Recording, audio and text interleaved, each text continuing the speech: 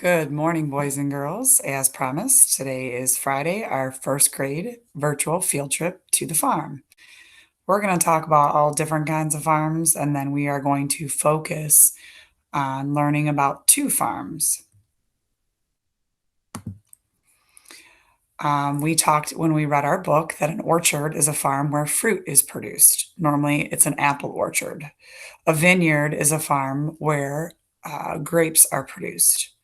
A stable is a farm that raises horses. A dairy farm is normally a farm with cows that produces milk and dairy products. A poultry farm produces chickens and eggs. A ranch raises animals for meat. A family farm can have a variety of animals and crops that they produce to sell. Sometimes family farms grow items for themselves or have animals as pets. These are called hobby farms. Industrial farms have large, intensive operations to grow a certain crop or raise certain animals. A plantation is a very big type farm that produces coffee, sugarcane, and other products. Not always necessarily products that we need. The first farm that we're going to focus on is a family farm, and it's one of those hobby farms. All of their animals are pets. Ryan's farm, the Johnson farm, is in Olmsted Falls, and they were nice enough to let me take some video and learn some things about their animals so that I could show them to you. They have a bull, a baby doll sheep, which you see in the picture right here with Ryan, 5 pygmy goats, a miniature horse, a miniature donkey, a Nubian goat, 2 turkeys, 4 ducks, 36 chickens. All chickens have names, and 9 baby chicks, 2 barn cats, and the barn cats are Goose and Maverick. These are pictures of their baby chicks and their chickens. And here's Mr. Johnson talking about the chickens.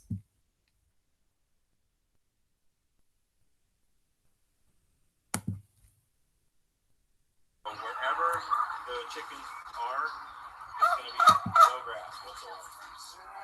Can you say that one more time? What do they do? Oh, the reason there's no grass in here is because the chickens, the ducks, and the turkeys all eat the grass first off. So when you scratch where the grass used to be, they get up any of the bugs. So there's really never any grass in a chicken area.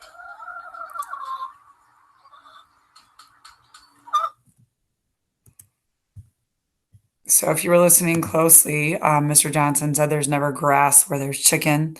They eat the grass and then they scratch the ground where the grass used to be. Next up is Sheldon.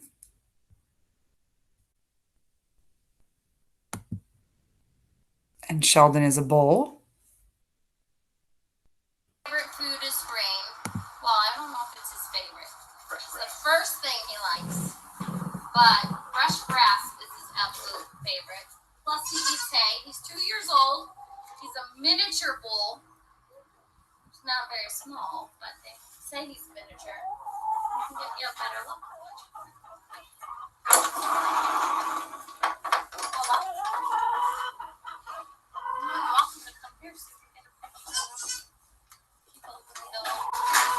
He's very sweet. He's big, so he's very intimidating. He's gotten to the point where my husband can actually sit on him when he's laying down, and he doesn't care. He says, "What was that? That's not a snack. Did you see the size of me?"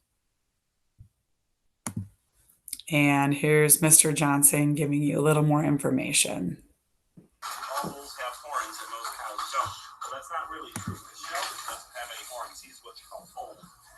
That's when they're born without horns. And he's a Highland Hereford, so he gets really long fur. Can you hand me that bag? So in the summer, we actually have to shave him. I trim him down because he gets really hot. It's dangerous actually. So bit of chicken egg in there. Yeah, I know. So this is his fur from last year. This is some of the stuff I shaved off of him. Sound good? But, so yeah, we shave him every year, and he's just a good addition to the family. You just all got of a our animals manicure are a month pets. ago. Yeah, he just got a manicure, so we have to have special people come and they put him in this big thing that tilts him on his side, and trim his toes to shoot. Yeah, they trim his toes, his hooves, just like a farrier would for a horse. So do that for him about once a year. But all of our animals they're all pets, really. The only thing we eat really is the eggs from the chickens. We don't even eat those very Because I much. give them away. Yeah, we Everybody, give them away. I buy mine at Target. And the duck eggs and turkey eggs.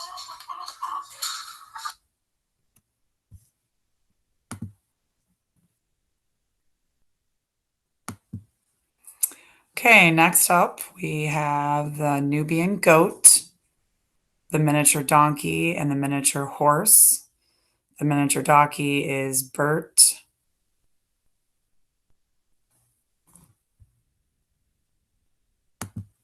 And here is Bert, the miniature donkey, and Mrs. Johnson talking about Bert.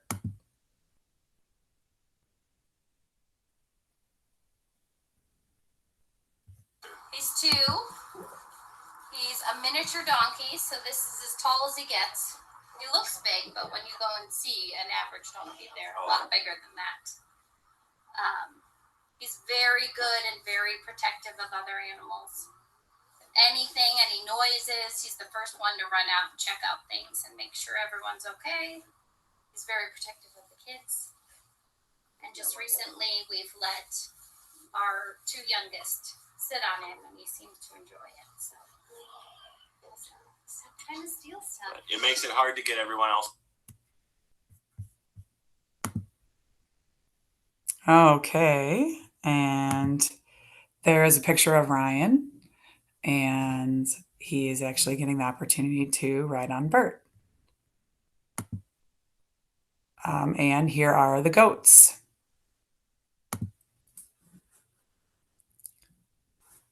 First goats, first of the little goats at least. She is a year and a half. And then we have Riley, who's 9 months old. She's pregnant right now, so she will be having a baby in October. This is Hazel. Hazel's a year old. She just gave birth to Tulip, and she's this tiny little one over here, who's only with us another week, and then she goes to her new farm. And back there is our shy Mr. Harvey. He is 4 months old now? 4 or 5 months old. He's the loudest. He's a baby doll sheep, and he won't get much bigger than that. It's a miniature sheep. And all these goats are full grown except for Tulip as well. We will let them out.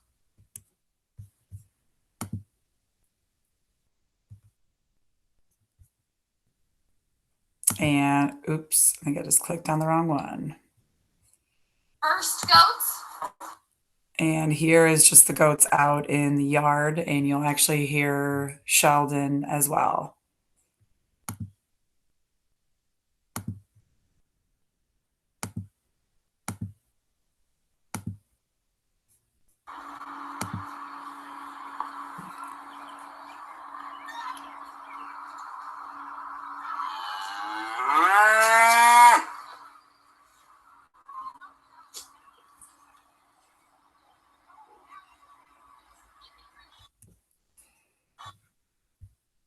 Okay, that was the goats, the donkey, the horse, and Sheldon.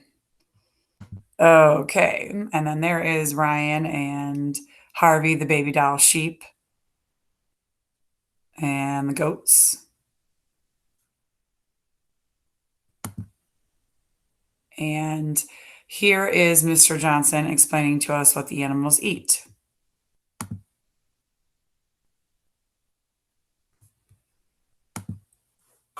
It's a layer that's called a flake. So each stall gets a flake in the morning, and then we give them an afternoon snack and at night. So we make sure they have enough hay, and they also get this I'll come down on the filter.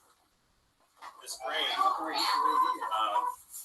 And they really like the grain too. We give them a little bit in the morning, a little bit in the afternoon, and a little bit at night. So they're spoiled. A lot of people will, being the summer, they're outside a lot more, so they get a lot more grass, and they don't eat as much hay or as much grain. But yeah, so that we cut down a little bit of the food bill in It's okay, Bert. the summer, which is nice. He weighs close to it. Okay. Next, these are the ducks that are just on the other side of where the chickens were. And there is Bert, and he is allowing one of the chickens to have a ride. They must be good friends. And I threw in a picture of Isabel's chickens.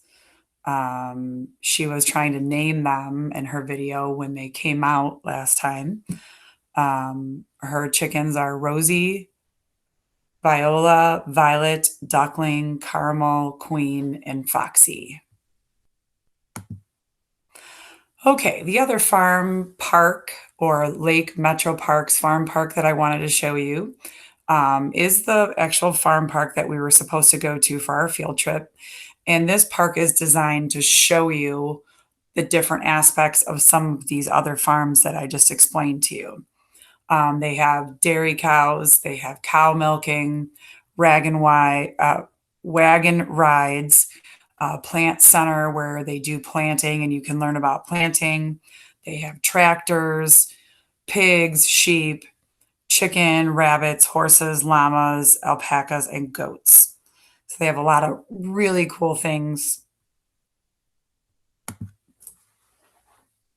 We're not going to watch this video right now. As I said, I'm going to post this presentation on Google Slides, this Google Slides presentation in Google Classroom.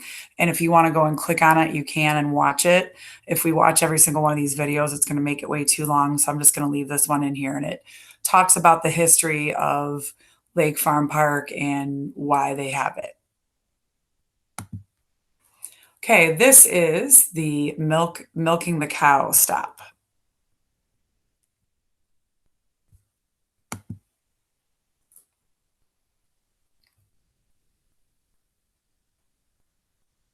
Hi everyone, I'm Emily in our dairy parlor here at Farm Park, and this is my friend Carmel. Carmel is one of our dairy cows here. Specifically, she's a milking shorthorn, and her job on the farm is to make milk for us. Now, before Carmel can make any milk, she has to eat a lot of food. As you can see, she's a really big animal. She weighs around 1,300 pounds or so. Her diet consists of hay, grass, and grain. Altogether, she's going to eat around 100 pounds of food every single day. And she's going to drink about 30 to 40 gallons of water every day. So she needs all that food and water to make milk for us. But she will only make milk if she's a girl and if she's a mom. So when we say the word cow, that's actually what we mean, a girl that's a mom. Now, Carmel had her last calf in February, or her last baby. So she's making a lot of milk for us right now, and she keeps it right here on her udder. Now, we can either get that milk out by using our hands or by using the machine. I'm going to show you how we use our hands. So the first thing we do is we want to put some teat dip on her. This is basically just a sanitizer for the cow.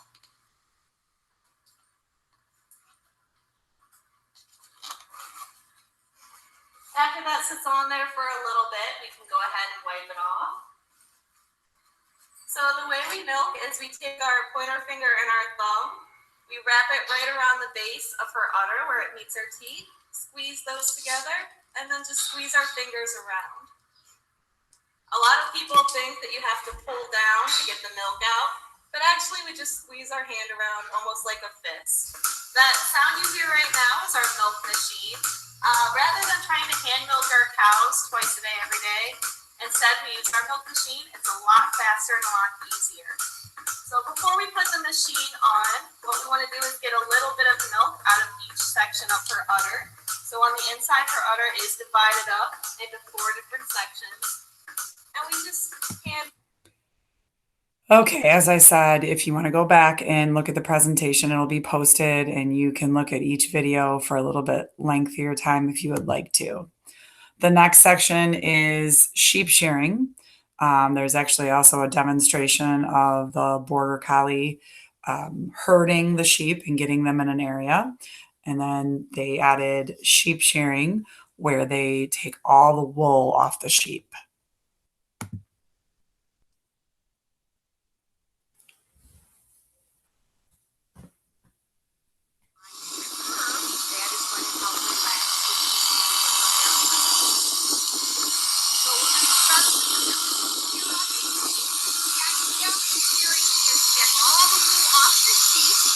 That's what we're going to call the winter coat here on the sheep. Should come off in one piece when we're all done. We're going to start with the belly wool here. This wool unfortunately collects all of the dirt and chaff and everything else that's on the ground when the sheep lies on the ground. So we're not going to be able to save that wool. It is too short and it is also too dirty in order to make a jacket, coat, or a sweater out of it. So we will actually put that wool to the side. Sometimes we use it in our flower pot.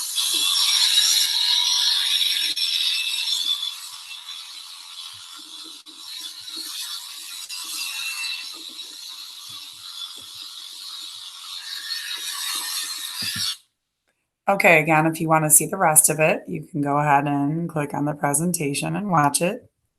A new demonstration that they've added is corn binding, where they demonstrate how this plow was used in the past to clear the crop.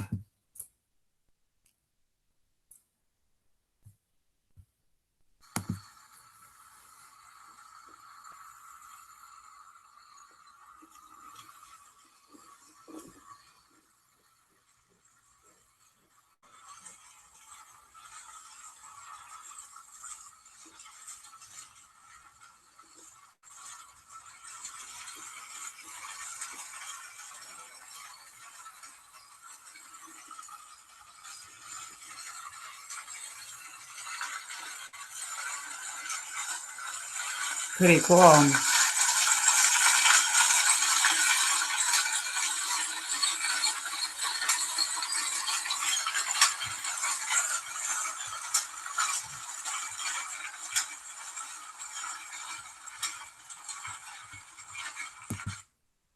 Okay, and then the last section is the planting. I'm sorry, they have goats here as well. We'll take a quick peek at their goat video.